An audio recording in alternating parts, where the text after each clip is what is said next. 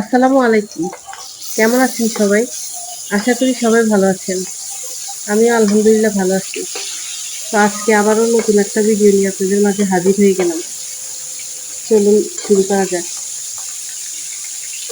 এই যে এখানে আমি পাঙ্গাস মাছটাকে আগে হলুদ আর মরিচ আর একটু লবণ দিয়ে মাখিয়ে নিচ্ছি আরকি।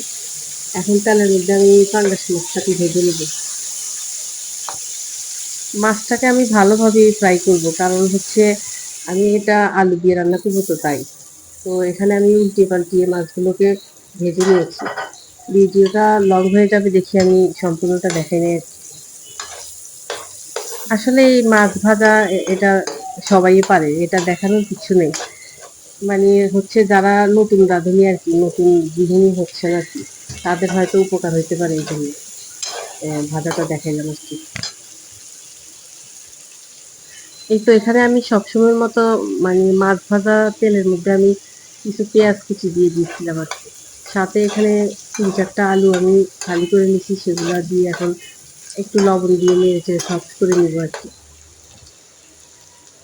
চাইলে আপনারা এখানে আলুটাকে ওই যে মাছ ভাজা তেলে একটু ফ্রাই করেও নিতে পারেন, তাহলেও টেস্ট লাগবে অনেক। কিন্তু আমি আজকে ফ্রাই করিনি, এমনি রান্না করতেছি। তো তারপর আমি এখানে এখন মশলাগুলো অ্যাড করে দিব আর কি। এখানে আমি একটা পাঙ্গাস মাছ নিছি, তো তাই সেই অনুসারে আর কি আমি মশলাটা অ্যাড করছি। এখানে আমি রসুন বাটা, আদা বাটা আর একটু জিরা বাটা দিয়েছি। আপনারা চাইলে জিরার মানে গুঁড়াটাও দিতে পারেন। আমি আসলে বাটা মশলাটা বেশি পছন্দ করি, তাই আমি গুঁড়াটা ইউজ করি না।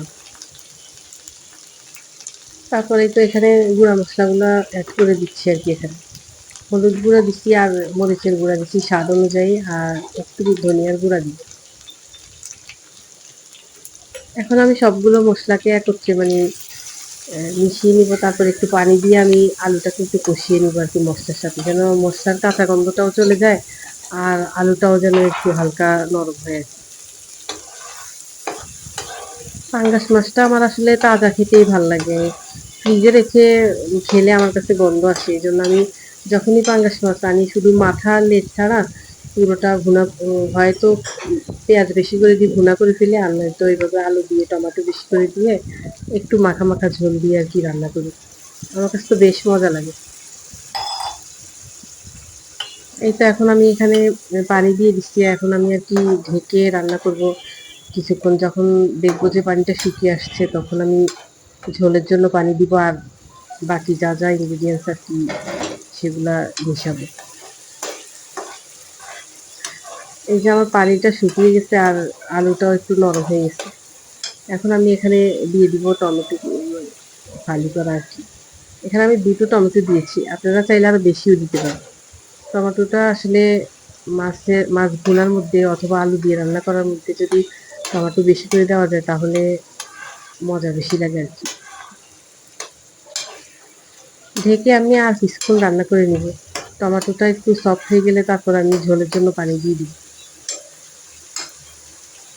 ভিডিওর এই পর্যন্ত যদি কেউ থেকে থাকেন আর আমার ভিডিওগুলো যদি আপনাদের কাছে ভালো লাগে, তাহলে প্লিজ লাইক করে দিবেন আর কমেন্টস করে জানাতে পারেন যে কেমন হয়েছে রেসিপিটা। আর যদি নতুন হয়ে থাকেন তাহলে চ্যানেলটাকে সাবস্ক্রাইব করে দিবেন। এই পাঙ্গাস মাছটা কাদের কাদের পছন্দের কমেন্টস করে জানাতে পারেন। আমার কাছে তো ভালোই লাগে তাজা তাজা রান্না করলে, আর বাচ্চারাও খেতে পছন্দ করে, কারণ কাটা কম তো তাই আর কি। এই মাছটা তাজা তাজা রান্না করলে বাচ্চারাও পছন্দ করে, কারণ কাটা কম, খেতে ওদের মানে বেশি ঝামেলা হয় না এই জন্য। এই তো এখানে আমি এখন ঝোলের জন্য পানি দিয়ে দিচ্ছি। মানে মাছ আর আলু যতটুক আমি মানে ঝোলটা আমি যতটুকু রাখবো সেই পরিমাণে আমি আর কি পানি দিয়ে দিচ্ছি। তো এখানে আমি ৩-৪টা কাঁচামরিচ ফালিয়ে দিয়ে দিচ্ছি। এই পর্যায়ে যদি কাঁচামরিচটা দেওয়া যায় তাহলে ফ্লেভারটা আর কি ভালো আসে, তাই আমি আগে দিইনি, এখন দিয়ে দিলাম।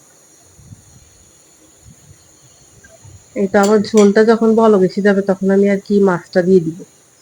মাছ দিয়ে আমি কিছুক্ষণ রান্না করে নিব আর কি। এই তো এখানে ঝোলটা বলক এসে গেছে, এখন আমি আগে থেকে ফ্রাই করে রাখা মাছগুলো দিয়ে দিচ্ছি। আমার মাছটাতে ডিম হয়েছিল, তো সেই ডিমটাকে আমি ভেজে দিয়ে দিচ্ছি। কারণ হচ্ছে ডিমটা ফেলে রাখলে এমনিতে কেউ খেতে চায় না, তাই আমি এখানে দিয়ে দিলাম আর কি। ডিমটা খাওয়া হয়ে যাবে একসাথে। তো এখন আমি ঢেকে রান্না করব পানিটা একটু টেনে আসা পর্যন্ত। বেশিক্ষণ রান্না করব না, কারণ মাছটা নাইলে ভেঙে যাবে আর কি।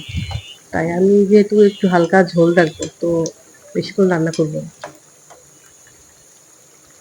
মাছটার যখন মানে ঝোলটা একটু কমে আসবে, তখন আমি ধনেপাতা কুচি দিয়ে আর কি নামিয়ে ফেলবো। এই তো ব্যাস, এখানে ধনেপাতা কুচি দিলে আমার মানে মাছ ভুনাটা হয়ে যাবে। তো এখানে বিদায় নিচ্ছি। দেখা হবে নেক্সট কোনো ভিডিওতে। ততদিন পর্যন্ত আপনারা সবাই ভালো থাকবেন, সুস্থ থাকবেন। আল্লাহ হাফেজ।